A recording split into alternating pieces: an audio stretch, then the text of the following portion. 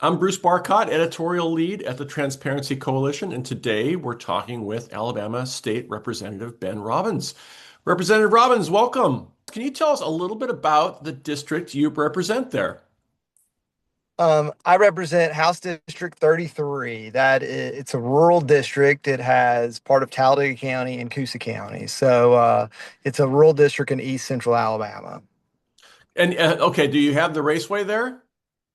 I do not have the speedway in my district, but yes, that's, Talladega County. Nearby, Good right? knowledge there of right. Excellent, excellent. That's great. Hey, tell us a little bit about what led to your interest in legislation around kids, technology, and AI. Well, I mean, really, I have a 5-year-old son. He's actually in the car with me. You might can hear him in the background. Uh, and I started to realize and read more studies about, child development and thinking about the world in which he's going to have. And I wanted to make sure that we allow children to be children, really is what was the main driving thing for my decision making on why to pursue these issues. All right. And hey, let me ask you a little bit about you've got kind of a couple different bill areas that you've already got some bills that have been introduced so far this year. You've got HB 171 and 173, and these are bills that are concerned with addictive feeds, notification, regarding minors online, that sort of thing. Can you tell us a little bit about those two bills and what they might do? Yeah, I mean, the purpose of those bills, both of them together, I'll just, is about one, the way in which data is collected and stored of minors. I think we do have a problem, and we need to make sure that we aren't collecting data for minors and then using that data to either one, sell them products, or to push them, whether that might be a feed or it might be whatever it might be, a video, to keep them online longer. And that ties into the algorithms. And I just personally think that it's not proper to create a product that has algorithms that draw you in and keep you on their device longer and longer and longer and longer. So that's the gist of those two bills, is one, to create a framework where you can't store data for minors and you can't then use that data, and you have to have safer algorithms for children when they are on those devices. Right. That's kind of a compromised bill from an outright ban for minors. And that's what a bill that I had last session for social media was, an outright ban, but I guess, toned it down a little bit to try to find a ground where we can get something passed and moving to at least make some progress for children. Great. What and are you hearing about this issue from constituents, from neighbors, from fellow parents around your district? Yes, and not just in my district, but across Mm. the state and the nation. I mean, I hear from other parents that are concerned about their children, concerned about the world and the way in which technology is advancing so fast. I mean, I don't consider myself old by any stretch of the imagination, but technology has advanced so much, and the way in which social media or AI or any form of technology has become so much more addictive and become so much more part of people's lives that I can't even properly, like, as Amy Coney Barrett said in the Supreme Court case about pornography, there's so many ways to get to the internet, and there's so many, you can't block every single way. And so it becomes very difficult for parents. And so I think that we have to have some legislative acts to try to make it a safer environment for parents, because even the parents that want to keep their children safe don't even know how.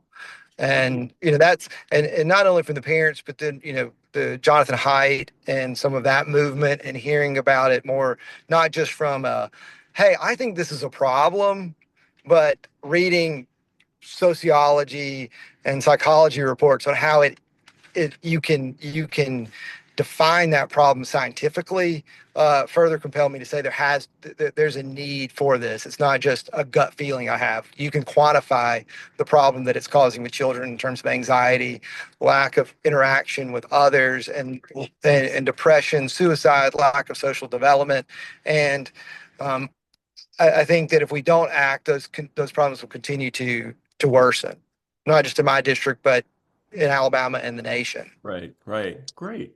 Hey, another area that you're active in this legislative session is regarding personal privacy and the use of data, especially biological, neurological, and DNA data. You've got some privacy bills in that area. Tell us about the need there, and what are your thoughts in that area?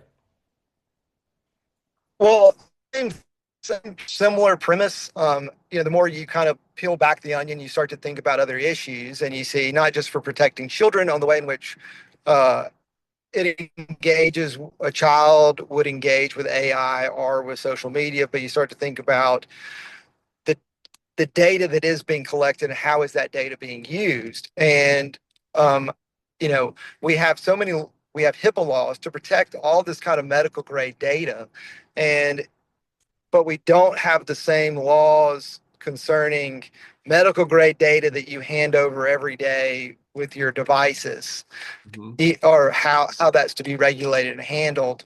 And so I found that to be concerning that um, an individual's that's providing information through whether it's a health app or whether whatever, a sleep meditation app, um, there's a lot of biometric data that we are handing over that is not being protected. And I feel like we have set a precedent with HIPAA. We should follow that with even on the commercial side with apps and in any form of technology. Great, great.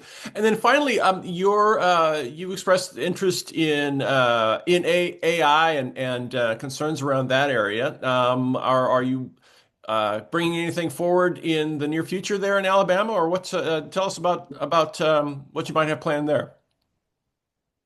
Yeah, I mean, I think some of the sentiment I already said about social media, I think Mhm. parlays directly into AI. I think that we've got to do something. And I understand the executive order from Donald Trump wanting to make sure militarily and in other ways we don't fall behind China. And again, I'm not anti-technology. I mean, I think that tech, AI, it makes our lives easier. It allows business and to operate in ways and more efficient than they ever have in the past. But with technology, it does present new issues, and AI is one of those where the regulatory process, the legislative process, has not caught up with this rapid expansion of technology. And so I think that we do have an obligation to protect children. And I think whether that be some of the options I'm looking at and have bills prepared for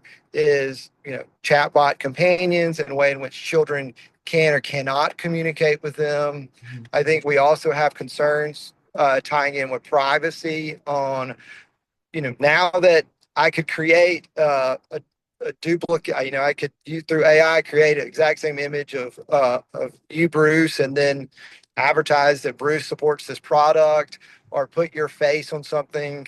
I think that we've got to think about, is your name, image, and likeness a property right? Do you have a right to it? And where does that right extend?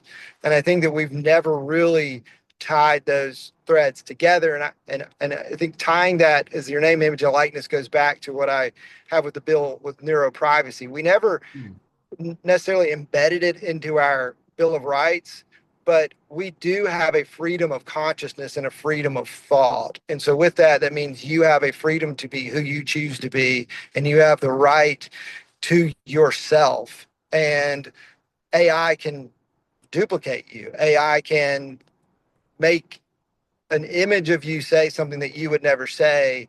And what is your recourse against that individual that does that, whether that be for commercial means or it might be for smearing your character, which Mhm. you might say, well, we have defamation.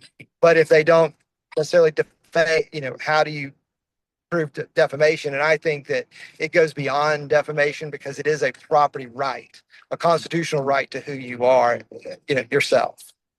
Great, great. Well, listen, we'll follow your bills this session in Alabama, and it's been great talking with you. I appreciate you taking the time in your family car there, and I love to see a public servant in action. You're on the clock when you're off the clock there. I appreciate it. Well, thank you. And thank you so much for your time. And thank you for the platform just to talk about technology and how to protect children. And I think that, yes, in Alabama, we'll be proposing bills and they might get amended, but this is a nationwide solution. And I think that hearing from as many people as possible and trying to understand these issues is important. And so I just appreciate you for what you do and giving me the platform to talk. Great. Alabama State Representative Ben Robbins, thank you so much. Thank you so much. Have a good day. All right, you too. Bye bye now. Bye.